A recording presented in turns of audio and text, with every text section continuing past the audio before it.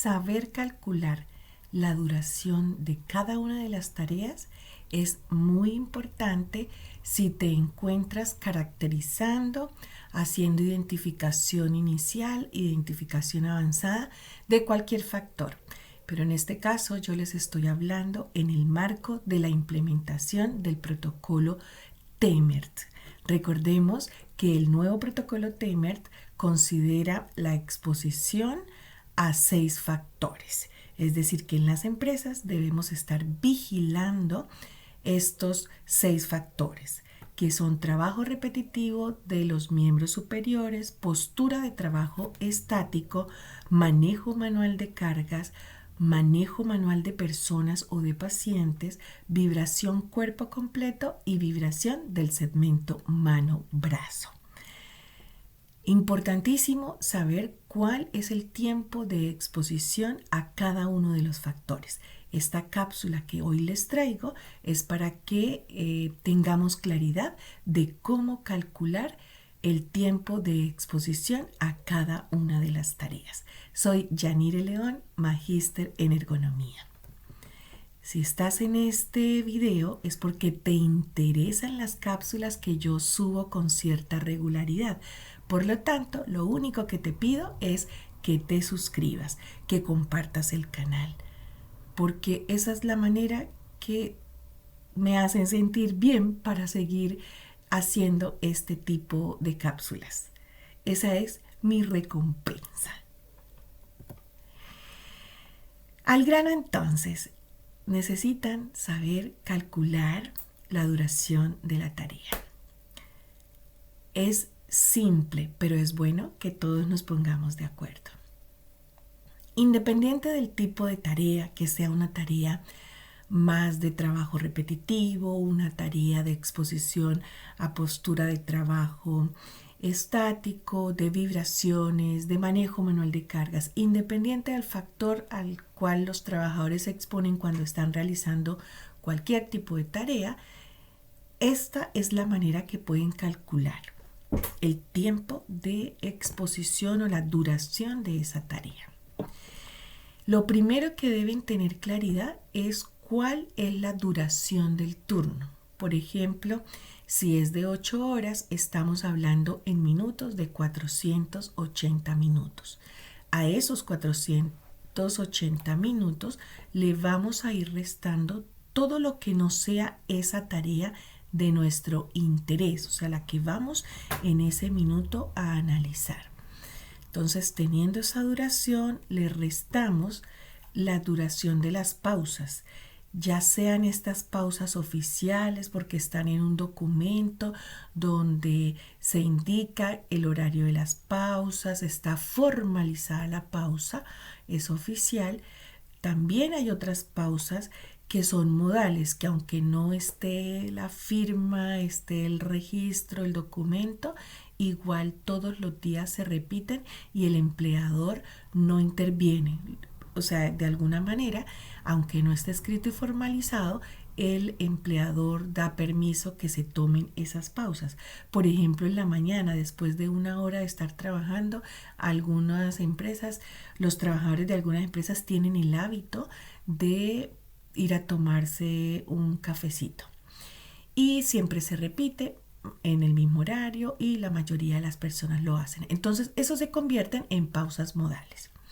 Entonces, a la duración total del turno, 480 minutos, por ejemplo, le restamos la duración de esas pausas, sean oficiales o sean modales.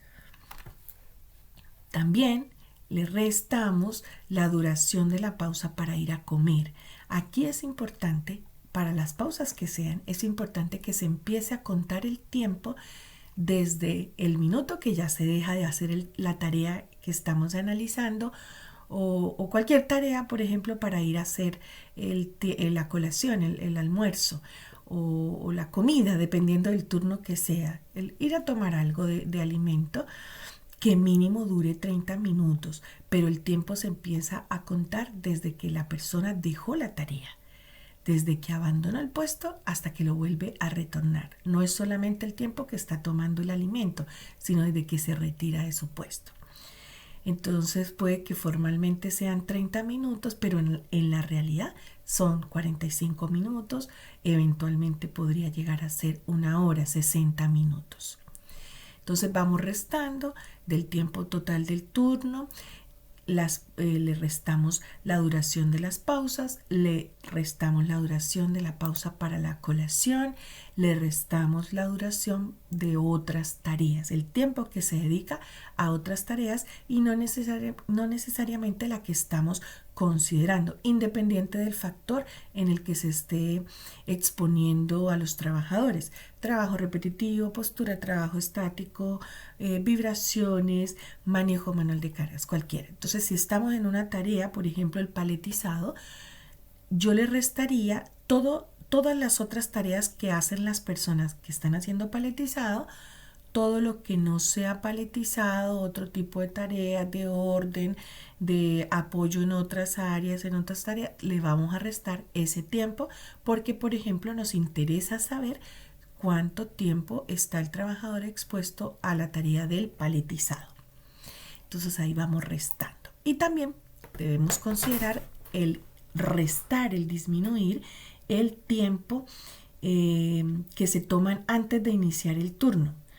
Si bien, por ejemplo, el turno empieza a las 8 de la mañana, el inicio como tal de las tareas es más tarde, 8:10, 8:15, 8:30, dependiendo de lo que se haga desde que la persona llega a las instalaciones de la empresa hasta que realmente empieza a trabajar. Ese tiempo también es importante restarlo.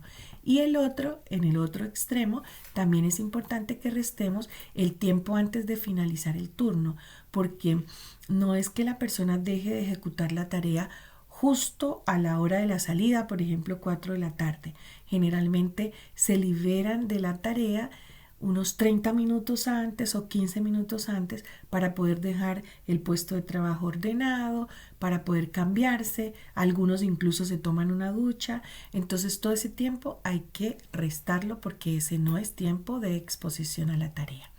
Con esto tendríamos un dato muy cercano a la realidad de cuál es el tiempo de exposición a la tarea independiente del tipo de tarea al que estemos hablando. A continuación les voy a mostrar otro tipo de forma de calcular que se facilita mucho cuando las tareas son cíclicas, cuando claramente en el desarrollo de la tarea identificamos que hay un inicio del ciclo y un reinicio del ciclo. Es decir, que la tarea es cíclica, independiente de su duración. En todo caso, se presta a menos distorsión de la realidad si se tratan de tareas cíclicas de ciclos cortos, de segundos, de menos de un minuto. Entonces es en ese sentido lo que podemos hacer para calcular la duración de la tarea es teniendo la duración del ciclo que se graba o se cronometra cuánto duran haciendo un ciclo y fácil se multiplica por el número de ciclos que se hagan en todo el turno. Es importante que si se haga, o sea, cuando es cíclica y se puede hacer de esta forma, se haga el cálculo, pero que también se haga el cálculo del anterior, del ejemplo que les di primero, y que se compare, que no haya mucha diferencia entre ambos. Así tenemos mayor certeza de que el tiempo, la duración de la tarea está siendo bien calculada. Muchas gracias por llegar hasta el final y recuerden la indicación que les di en mi segunda lámina, inscribirse, suscribirse al canal porque es gratis para ti y a mí me sigue animando a que yo comparta este tipo de cápsulas.